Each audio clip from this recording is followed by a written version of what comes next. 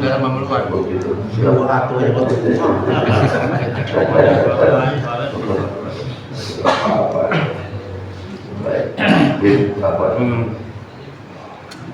Assalamualaikum warahmatullahi wabarakatuh.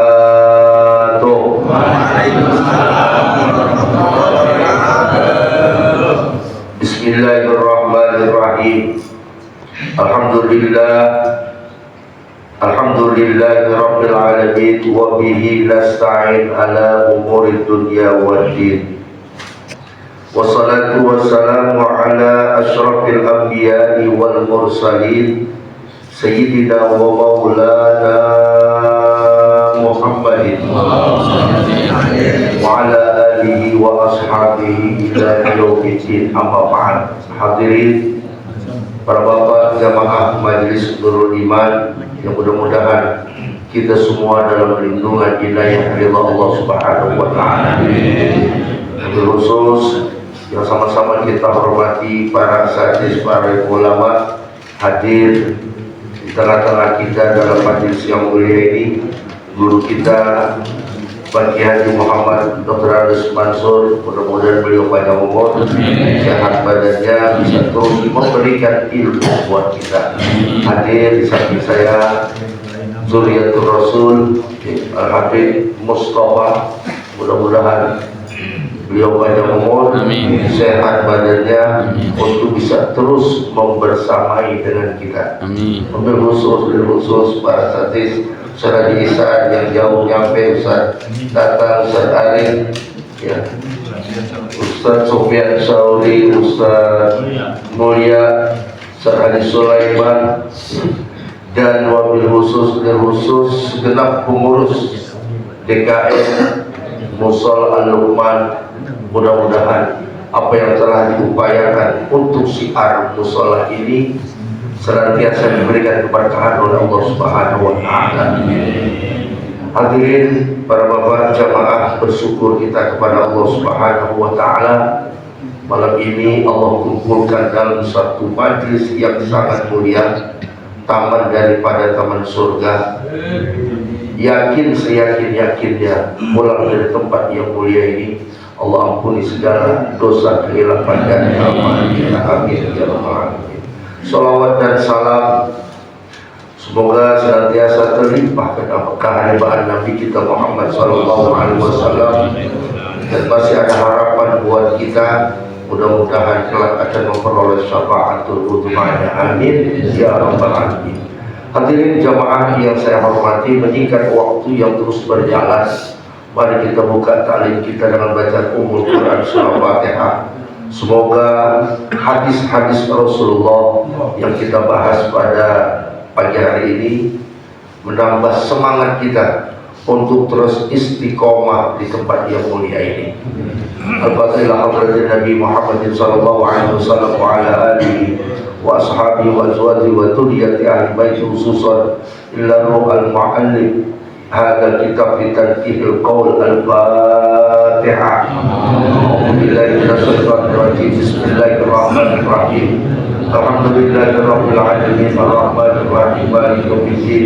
Iyyaka na'budu wa iyyaka nasta'in, ihdinas siratal mustaqim, siratal ladzina an'amta 'alaihim ghairil maghdubi 'alaihim waladdallin. Amin amin ya rabbal alamin. Hadirin jamaah yang saya hormati, kita sering dengar istilah jihad. Pada umumnya kalau ada istilah jihad terlintas perang, kan gitu ya, atau dibilang jihad aja perang. Padahal bukan itu mana jihad yang lebih luas. Hari ini kita telah berjihad, bayangin Pak, hari kita jihad ini. Kita tinggalkan ras lelah kita, ngantuk kita, kesibukan kita, nafsu yang gak kepengen di tempat ini, semua kita kalahkan. Kita sudah jihad fisabilillah, berjuang di jalan Allah untuk menghidupkan syiar agama di pagi hari ini. Tuh bayangin, jihad kita fisabilillah, Pak. Yakin, kalau sama yakin banget enggak? Yakin banget. Enggak semua orang bisa menciptakan karya yang besar semacam ini, gak gampang Pak. Dan ini berjalan bukan baru sehari, 2 hari, setelah 2 tahun, 15 tahun seharusnya. 15 tahun. Ya. Makanya saya bilang orang yang masuk di kalau saya mengibaratkan ini, ibaratnya kapal laut yang kemarin 2 bulan bersandar di dek, gitu ya. Bersandar di dek 2 bulan, sekarang mulai dilepas, jangkarnya ditarik lagi. Pelayar dia tuh Pak, mulai satu-satu. Yang namanya lautan itu kadang ada ombak kecil, ada ombak sedang, mungkin ada ombak yang mengganas. Dalam perjalanan Nurul Iman yang masih lama menuju suatu titik Ramadan yang akan datang, itu perjalanan bukan yang gampang. Untung aja nakodanya pengalaman. Kalau nggak karam boleh kalau nggak boleh karam gitu ya. Perjalanan nggak gampang Pak. Kalau ombak kecil biasa, kalau menghadapi ombak yang besar, dan bukan itu saja. Orang-orang yang ada dalam kapal pun juga, ya mudah-mudahan sih sampai Ramadan masih utuh. Amin. Tempat di absen Ramadan, jangan tuh udah nggak ada, jangan tuh udah nggak ada. Dicek ke Mansur kemana, udah nggak ada di tengah jalan. Pulang dia.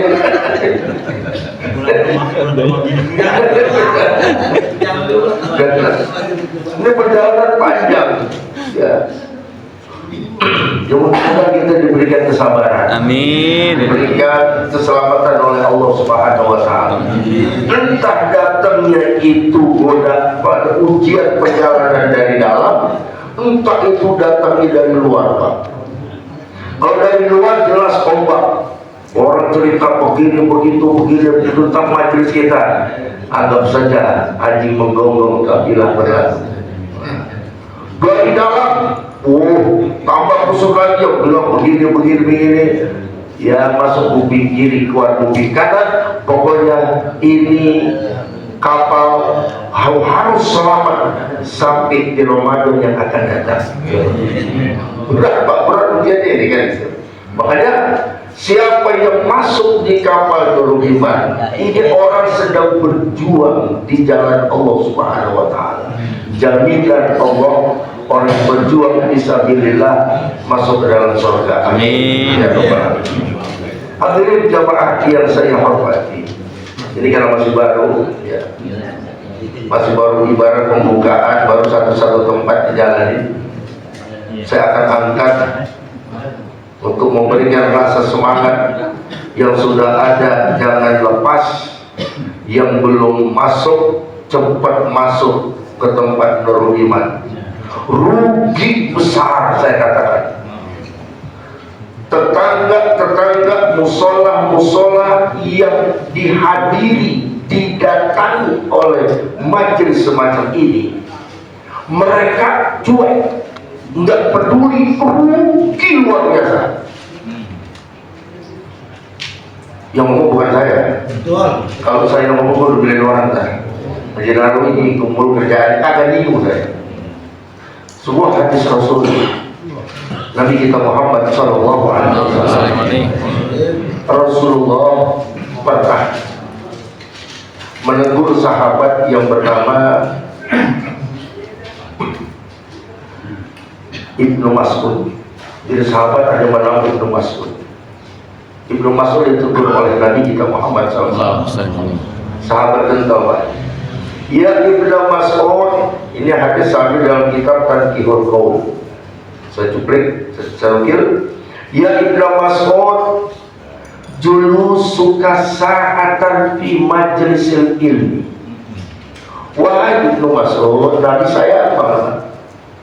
Kamu duduk atau dudukmu di majelis ilmu yang membahas masalah tafsir, hadis, syariat fikih, mengenal kepada Allah, itu khairul laka. Maaf, la tamassu qalaman. Kamu duduk di sebuah majelis yang begitu mulianya yang membahas masalah tadi, la tamassu qalaman.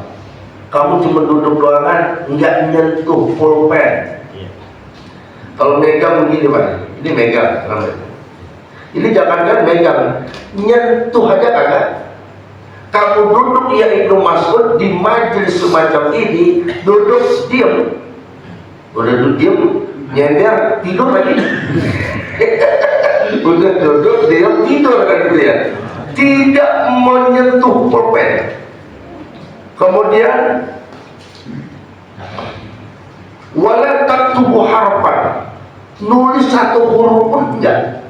Ini udah tahu Pak, nanti dari zaman di Kampung Kemang banyak pengajian, orang datang cuma duduk doang, duduk tidur. Tapi udah tahu. Udah tahu kan gitu ya. Cuma duduk, diam, bahkan di belum mulai ngaji makanan udah disodori. Bukan luar biasa itu Pak, nikmatnya itu. Lalu kamu tidak menulis satu huruf pun kata Nabi, itu khairul laka min ibki alfi raqabatin, daripada kamu membebaskan 1000 budak. Satu budak berapa harganya? Kali-kali 1000. Jadi Ibnu Mas'ud andai kata engkau menjadi orang kaya, duitmu banyak, kerjaanmu dua. Satu, kau bebaskan budak yang sekian banyak 1000 orang. Kemudian kamu duduk di majelis. Nabi mengatakan lebih mulia kamu duduk di majelis. Nah, ada orang kaya di sini Pak. Umpama ada orang kaya di sini. Ya. Ntar jam 8, sekarang dia ngaji sebentar. Sekarang dia ngaji nih. Ntar jam 8 dia kumpulin para bukorok fakir miskin, dia bagi-bagiin semua. Dia berjuang di jalan Allah.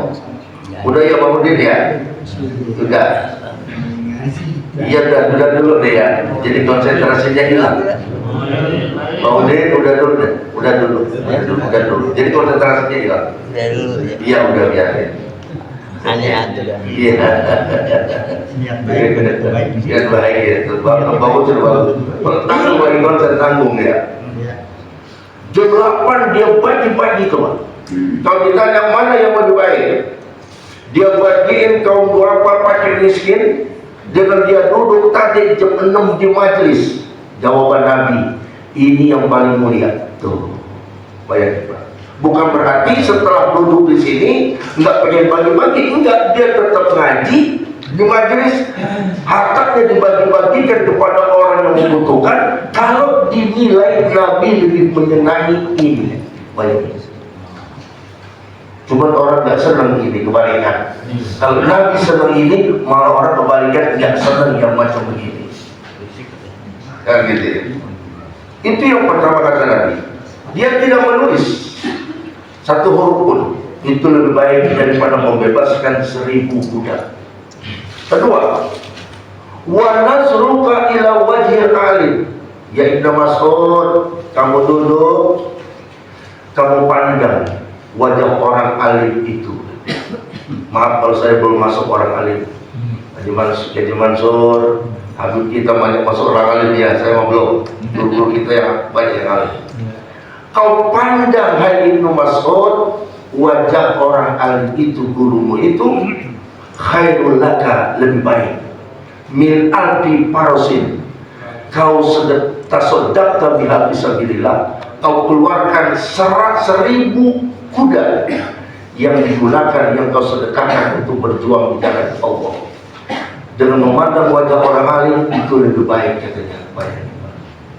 Jadi ini Ibnu Mas'ud punya kuda, dilepas kudanya dibantu untuk orang berjuang di jalan Allah.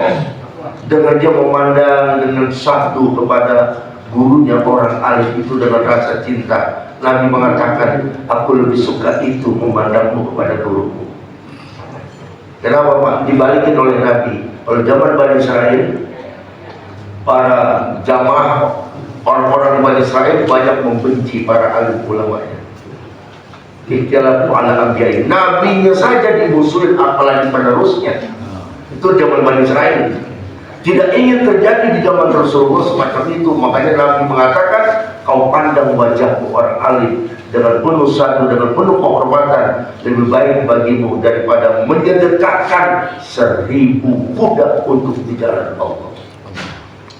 Kita pikir ilok amat Ustaz, apa iya ya cuma timbang segitu? Coba aja tes. Ntar Pak Muhammad praktek ini ilmu, pulang dari majelis kopi, istri nyediain kopi, nyediain singkong goreng ya, pegang HP ini di samping, pengen praktek ini ilmu bener nggak nih Nabi yang sampingin, kan gitu. Buka itu HP, klak, ada gambar Habib, ada gambar Kiai, ajengan, foto-fotonya dilihat. Gini kita ngelirik, alhamdulillah, suami saya cinta ulama. Surga kan? Dapat alhamdulillah lagi. Ini di samping, kopi di setiap, dibuka gambar Jupe yang udah meninggal. Waduh, katanya gede amat ini katanya kan gitu. Dibuka lagi kan artis luar negeri kan. Waduh, apa kata gini, itu mau cakit dilihat saja berantem aja nih. Berantem, dia lempar itu kopi mah. Lempar aja nih. Bisa disirup tuh buka kopi gitu kan ya. Ini nyata yang Rasulullah sampaikan. Makanya Rasulullah bilang, kau pandang wajahmu kepada orang alim. Kenapa? Kamu kan bisa sembahyang karena gurumu itu. Bisa kenal alim, ini mbak, ini aurat, ini yang haram, ini yang halal. Kan gurumu itu yang ngajarin. Kita jujur Pak. Ya saya bisa sembahyang, bisa kenal alim, bisa ngaji, karena ada guru ngaji saya dulu. Kalau nggak ada guru ngaji, saya jadi binatang udah. Jadi kalbu hadir. Nabi bilang kalau lalu ulama la soror nas kalbu hadir. Dalam kitab Tampihul Muqtahid itu dikatakan bahwasanya kalau enggak ada ulama, kemungkinan besar 99% la soror nas, ini manusia kayak binatang katanya. Kalau ada ulama, itu bayangin nih, kalau nggak ada dulu di kampung kita di Setia, nggak ada ustadz masuk, nggak ada kiai masuk, nggak ada habaib masuk, jadi apa kira-kira? Kambing. Kambing. Ya, jadi kambing kan baik, bila ternak, lagi yang bilang itu. Jadi, ya itu Mas'ud, ya, pandanganmu ila wajil alim, pandanganmu kepada orang yang alim itu khairul laka min alfi farasin tasaddaqta biha fisabilillah, lebih mulia daripada kau mensedekahkan 1000 kuda. Wassalamuka ala wajil alim, wassalamuka ala alim, dan ucapan salammu, penghormatanmu, assalamualaikum Kiai, waalaikum Ustaz, apa kabar, ngomongnya lembut, khairul laka min ibadati alfi sanatin, lebih baik daripada ibadah 1000 tahun. Mencintai ulama. Makanya jangan ngomong kita cinta Nabi kalau tidak cinta ulama. Kenapa? Al ulama warasatul anbiya. Ulama itu adalah pewaris para nabi. Ini ulama ada di kampung itu, bahkan dibentuk suatu wajah yang namanya majelis semacam ini, cuek. Jangan harap Pak, saya bilang. Jadi manusia yang paling sombong sebenarnya ada majelis. Kalau sombong bahasa saya boleh. Boleh saya memilih gitu ya. Manusia yang paling sombong adalah ada majelis yang muter pas ada di wilayahnya. Dia lihat, dia tahu, dia dengar, dia kan hadir pura-pura nggak tahu, itu manusia paling sombong. Ini sombong itu omongan saya nih. Mau memilih biarin saya. Kenapa? Saya punya dalil. Kalau saya bukan belangsa. Gitu ya. Karena nanti ada Rasulullah sampaikan, ya Allah Pak, sampai Nabi janji seperti itu. Bayangin Nabi ngomong janji seperti itu. Kalau cuma janji anggota dewan mah ya janji dewan. boleh kagak karena presiden janjinya belum tentu benar. Dulu begini katanya begini. Ini kalau Rasulullah yang janji, wah, masya Allah, Allahumma shalli wa sallim. Kalau kita tambahkan pembicaraannya, segitu hebatnya Rasulullah berjanji, kita cuek, mau nyari kemana lagi? Kenapa saya bilang sama Mbak? Karena dia mau menang sendiri. Giliran aja begini, dicuek. Tergiliran aja ada mati keluarganya, dipanggil kita.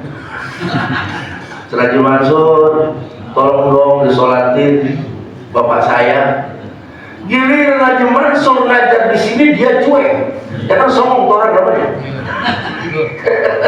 Kan gitu ya. Cuma keperluannya saja yang dia butuhkan. Tapi untuk kebutuhan umat dia cuek, Pak. Itu manusia sombong sebenarnya, Pak. Untung aja umat Islam sabar. Dan sabarnya luar biasa ini kan. Aduh sabar ya Allah. Kalau bicara logika, bicara akal, Pak, bodoh amat. Mampus ya Bapak lu bikin. Kalau pakai akal, tapi nggak boleh karena kita sabar. Kan gitu ya. Ini orang nyawa ke musola kagak, apa kagak. Tandingan mati minta disabari, minta didatangin.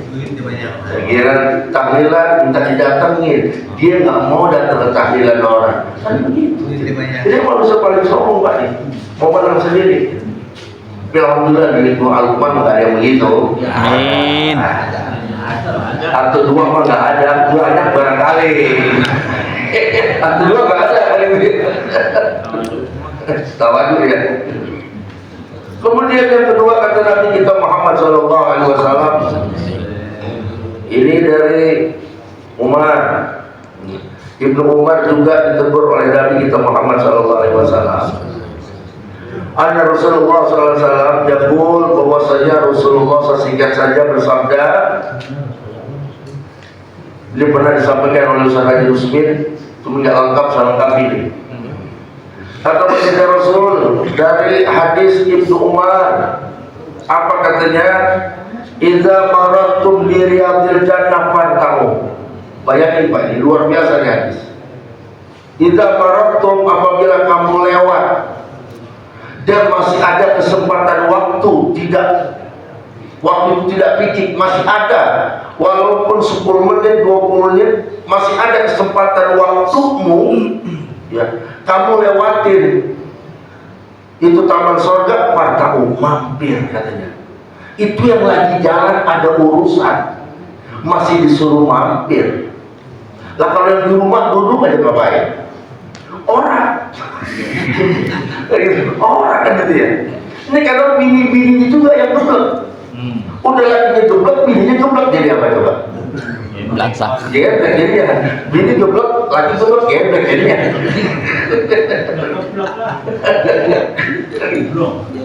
Lah kalau bini yang benar, Bang, tuh ada majelis. Itu taman surga lewatnya kampung kita. Diam sebentar, berangkat Pak, mampir sebentar. Waduh, kalau punya bini begini Pak, pertahankan, jangan ditambahin, pertahankan. Jadi betul, pertahankan gitu. Jangan ditambahin, dipertahankan. Paling edah. Nyari lagi. Jadi kata Nabi, indah apabila kamu ngelewatin ada taman surga, farta'u, walaupun bentar, mampir, duduk diam. Kayak hadis tadi yang di awal, nggak nulis, nggak megang pulpen, duduk diam. Keenakan adem asik nyender tidur, nggak masalah. Yang penting mudah-mudahan matinya di situ, Pak. Kan begitu ya? Duduk di majelis, tidur nyender. Udah amin, udah gak bohong, yang main mereka bisa duduk aja dia. Yang lain berdiri, tidur, kata kawan yang lain itu ketiduran. Ternyata bukan tidur, dicolek jatuh, meninggal. Husnul nggak ngapa-ngapain Pak, meninggalnya di majelis husnul khatimah. Coba kalau meninggalnya lagi nyawa, gimana coba? Kita lagi nyelipin tangan, Allah bagaimana? Kaget jantungnya copot, jatuh mati. Nyelipin di apa? Kalau hati-hati di rumah udah kendor, pakai nawar, kencokor kaget, jantung kan copot, kayak gitu. Paham dia mah. Bangsa tukang ngeliatin. Jadi kata baginda Rasul, apabila kamu lewat, mampir, besaran aja walaupun sebentar.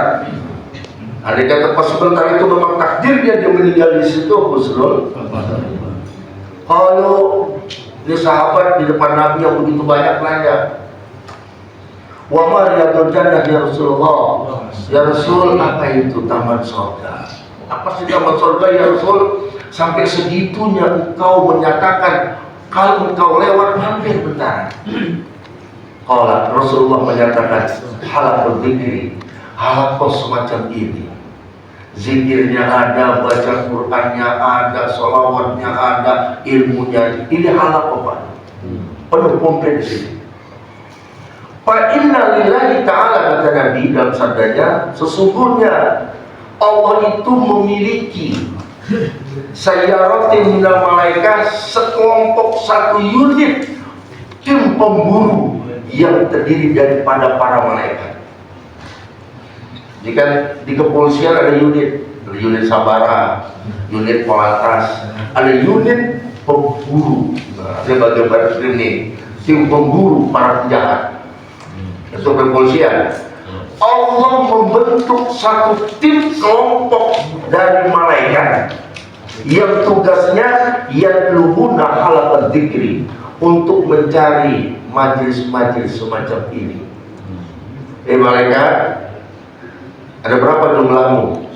3.000 ya Allah umpamanya. Tugasmu buru cari ada orang-orang kumpul yang semacam ini. Malaikat siap, macam-macam. Pertanyaan Ustaz, ya kita kan cuma timbang majelis iman kecil begini, apa malaikat lihat? Kan gitu ya. Dunia kan luas, apa malaikat lihat? Lah pakai ini Pak. Dunia yang luas ini cuma segini, ada di kantong kita, di HP kita. Contoh kita buka Amerika luas.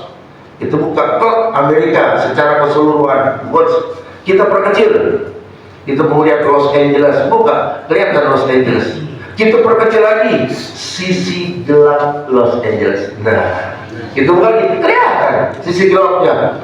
Wah, lorong-lorong Los Angeles kelihatan. Itu dunia di sini, apalagi malaikat yang kelihatan. Satu hari 1.000 orang mati, cuma begitu mati semua. Kan kita di Indonesia mati, di Amerika mati, di China mati bareng. Gimana nyambutnya malaikat katanya ya, gitu ya. Malaikat bagaimana nyambutnya? Di setiap meninggal, di Amerika meninggal, seluruh dunia kebetulan jamnya bareng lagi matinya. Jam 12 semua. Itu malaikat bagaimana nyambutnya katanya. Lah Rasulullah di sini kan Rasulullah, ya nggak begitu lah. Ya kan pesawat yang nabrak gunung, jam mati semua, selesai. Kalau udah kehendak Allah kan, cabut malaikat, tak cabut semua. Nah ini malaikat lihat, wah itu ada nurul iman. Fa'idha atau alaihim, jika malaikat itu masuk ke dalam majelis halaqah dzikir semacam ini, dia melihat daerahnya dari luar kelihatan itu orang lagi pada kumpul. Ngapain? Oh, halaqah dzikir. Langsung habbu bihim, malaikat itu nimbrung. Berarti ini dihadiri para malaikat. Makanya saya bilang bodoh, rugi orang yang melihat ada halaqah semacam ini, dia nggak datang. Bodoh itu orang. Kenapa? Malaikat sedang kumpul di sini, mendoakan, ya Allah, aku akan jadi saksi di hadapanmu nanti. Aku akan bersaksi ya Allah. Ini orang-orang yang duduk di tempat halaqah sedang kumpul ini, ampunilah dosa-dosanya. Amin. Maafkanlah kesalahan-kesalahannya. Amin. Malaikat lagi mendoain kita, Pak. Atau yang dengar agak sinis sama saya, Haji Darawi, sama dia melihat malaikat. Betul Pak, saya nggak melihat malaikat. So, kalau Allah saya nggak mau dibuka hijab saya. Kalau dibuka hijab saya ngeri gitu Pak. mata kita terbatas penglihatannya. Nabi dibuka hijabnya oleh Allah. Bisa itu iblis, itu setan, ini malaikat, ini surga, neraka. Nabi lihat. Nabi datang, iblis lagi di situ. Iblis, ngapain kamu depan pintu? Nabi lihat. Kita berani melihat setan, Pak. Jangankan melihat setan, baru dengar informasi, jangan lewat sono, ada memediknya, takut kita. Apalagi melihatnya, dengar informasinya kita takut. Baru dengar, jangan lewat situ, ada memedik, buat tadinya, mana di lewat. Itu baru informasi benar kagaknya. Kalau Nabi ngobrol biasa. Surga dilihat, neraka lihat Nabi. Tapi biasa, itu keimanan. Lah kalau kita diperlihatkan iman kita masih segini, lah. Yang bilang tadi, jangankan melihat setan, informasi setan aja masih simpang siur, itu udah ketakutan. Apalagi melihat langsung, pernah kita. Jadi ya. Ustaz Arif pulang sampai di rumah, malam-malam jam 12. Dia kira bini depan pintu. Assalamualaikum, abang cium tangan. Pak dimasuk, loh kok bini gua lagi tidur? Tadi siapa yang cium tangan?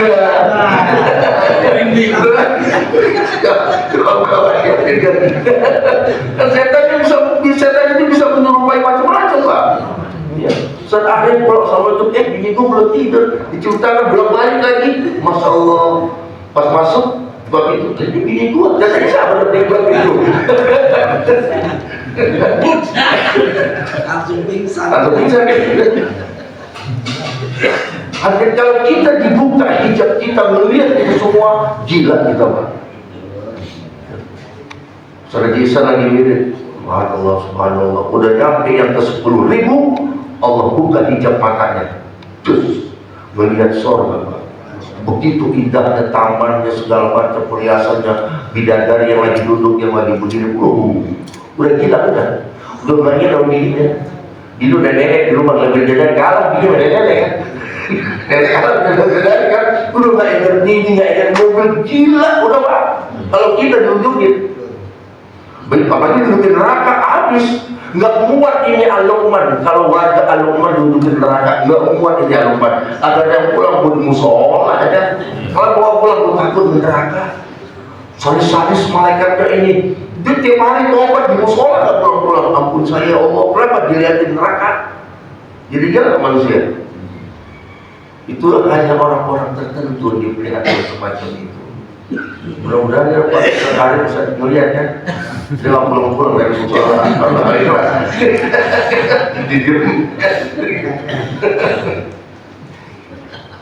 Jadi hadirin, Rasulullah menyatakan begitu. Jika kau lihat taman surga, mampir, karena disitulah berkumpul haqqu bihim. Malaikat semua kumpul di majelis itu mendoakan dan akan jadi saksi nanti. Ya Allah, ketika nanti dalam persidangan Allah, majelis Allah nanti dalam akhirat, ya Allah, saya ketemu dengan itu Bang Omar di majelis. Lagi di musyawarah saya ketemu lagi beliau, Bang Omar. Ya Allah, saya jadi saksi, ini orang rajin ke majelis. Ya Allah, ampuni, saya mendoakan beliau. Malaikat yang jadi saksi, Pak. Bayangin. Coba kalau dia jadi saksi, benar ya Tuhan, bukan saya aja, saya nggak mau. Karena saya goyang sendiri, saya nggak mau. Dia pun ikut goyang, katanya semua. Oh gimana Tuhan? Dia jadi saksi yang goyang-goyang bagaimana? Jadi pada Allah. Saya nggak mau sendiri ya Allah. Bahkan saya dibiayai lagi. Saya dibiayai ya Allah. Sementara saya nggak mau goyang karena dibayar sama dia, jadi saya goyang. Gimana? Gimana saksi begitu? Saya nggak mau goyang ya Allah. Saya nggak ingin berpenampilan seronok seksi semacam ini. Saya nggak mau. Tapi karena dibayar, siapa yang bayarmu? Itu orangnya katanya. Nah, mau bilang tanggung jawab kita.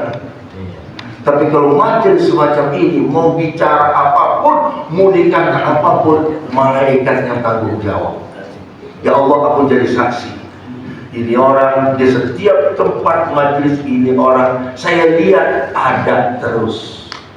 Walaupun dia ada di pojok lagi ngorok, enggak masalah. Kan gitu, yang dia duduk aja kan gitu ya. Ini dia duduk aja. Nah, sekarang bandingannya apa? Ustaz, apa gunanya? Di majlis cuma duduk tidur. Bandingin aja. Dia duduk di majlis tidur. Daripada di bulan mandi, bulan makan, dia di pos, dia tidur di pos. Mana lebih bagus, tidur di majlis atau tidur di pos? Masih cakep majlis. Enggak ada jeleknya itu majlis. Nantinya Nabi bilang, kalau kau lewat taman surga, mampirlah. Dan itulah yang namanya taman surga. Terakhir, ini sahabat Umar bin Khattab. Langsung Umar bin Khattab ngomong, bicara, aku dengar sami'tu Rasulullah sallallahu alaihi wasallam. Aku dengar, kata Umar bin Khattab, baginda Rasul tercinta bicara. Aku dengar, kata Umar. Apa nih yang disampaikan oleh Nabi? Umar bicara, man masa ila halikati alim, siapa yang berjalan melangkah menuju halakohnya semacam ini. Ada orang alimnya, ada orang yang mendengarkannya. Dia jalan menuju halakoh alim, seorang alim semacam ini. Karena lahu bikul khutwatin mi'ata hasanah. Tiap langkah yang dia lakukan, langkah yang dia buat, maka itu bernilai 100 kebaikan. Satu langkah Pak 100. Bagaimana Ustaz kalau yang samping musola, dia kan yang langkah, rugi dong. Lu muter aja buat dakwah. Berdakwah. Pengajian belum mulai, sama keliling Solo. Keliling Solo ketemu orang, mau ngapain Pak? Mau ngaji ke lewat sini? Iya, buat siar. Lo mau ikut? Bingung dia kan. Jadi mau ikut ego, jadi siar itu Pak.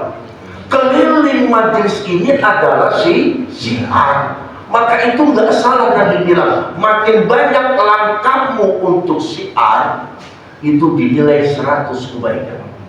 Nggak ada salahnya. Tetangga musola yang dihadiri oleh Nurul Iman, nempel banget itu sama musola. Setengah 6 udah pakai sorban, pakai baju, pakai sholat subuh, dia keluar dulu, maju pun dimulai, dikeliling gang-gang dulu kan. Di masuk gang-gang, ada orang pengajian itu siar dakwah, langkahnya 100 kebaikan. Nah ini kan masya Allah nempel. Giliran aja pengajian Majlis Iman itu nggak dibuka. Giliran Majlis Iman sebelum subuh itu udah dibuka. Ada lagi gitu Pak. Kalau nggak ada majlis di kampungnya, subuh itu udah dibuka. Biar udara masuk katanya. Giliran ada majlis di sebelah rumahnya, giliran wah ada 25 nih, itu ditutup, pura-pura belum bangun. Pura-pura belum bangun kan gitu. Ya saya nggak bicara begini, Nabi yang sampaikan bukan saya kan gitu ya. Nabi kasih tahu. Jadi kata Nabi, dengerin ini Umar bin Khattab. Langkahmu tiap langkah 100 kebaikan. Faiza jalasa. Nah, apabila kamu sudah sampai duduk, banyak hadis keterangan ini Pak.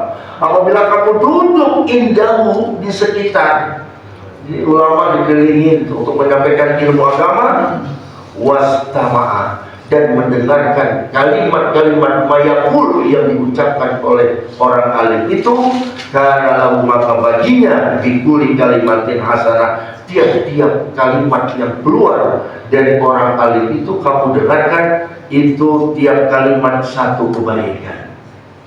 Orang alim buka pengajian Bismillahirrahmanirrahim, itu bismillah berapa kalimat? Coba aja itu. Bismi 2 kalimat, ba dan ismi. Ba itu kalimat huruf, ismi kalimat isim 2 kalimat. Bismi. Allah lafzul jalalah udah 3. Ar-Rahman 4, Ar-Rahim 5. Bismillah terdiri dari 5 kalimat. Itu baru kiai ngomong saja Bismillahirrahmanirrahim, yang mendengarkan sudah mendapatkan 5 kebaikan. Makanya ngaji ini yang dibilang Pak, kenapa? Karena guru suka marah. Ayo ngaji jangan pada ngobrol, dengerin. Di sini kuncinya. Karena kiai lagi ngomong, orang alim lagi ngomong, itu tiap kalimat kalau didengerin itu kebaikan. Makanya dilarang orang kiai lagi bicara dia ngobrol, apalah ngobrol biasa dia dilarang. Ini malah ketemu kawan duduk sono diskusi. Gimana itu katanya? Udah laku belum tanah kita di sono? Kalau lagi ngaji ngomongin tanah, lagi di majelis ngomongin objek tanah kelewatan.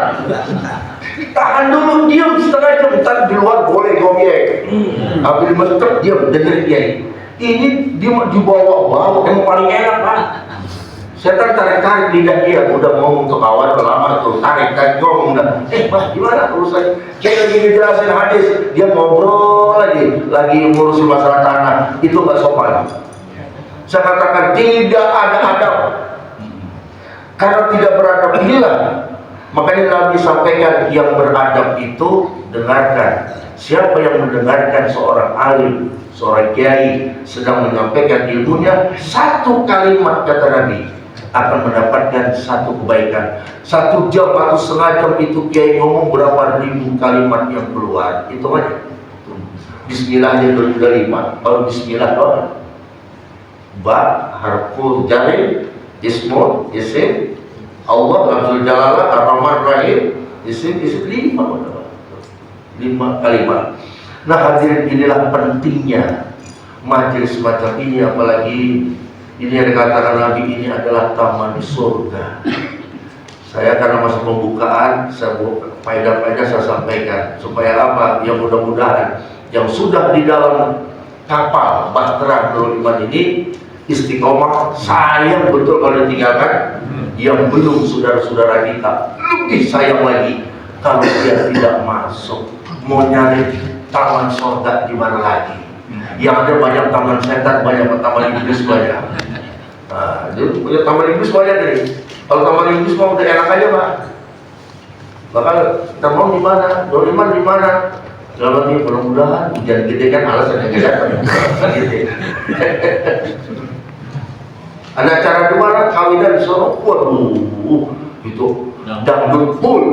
Artisnya luar biasa. Ceritanya ngakul udah kan. Senang dulu cerita itu nggak bisa habis. Tapi kita doliman selesai. Nah ini mudah-mudahan kita istiqomah. Karena saudara kita yang belum bisa hadir, tetangga-tetangga kita juga bisa hadir. Sayang 1000 kali sayang. Kenapa? Allah dan Rasulullah telah menjadikan taman sorga. Sebelum kita masuk ke sorga, tamannya sudah lewat di depan-depan rumah kita, di gang-gang rumah kita, itu taman sorga lewat. Sayang kalau dicuekin, rugi yang menyuekin taman sorga yang lewat. Demikian, billahi taufiq wal hidayah. Wassalamualaikum warahmatullahi wabarakatuh.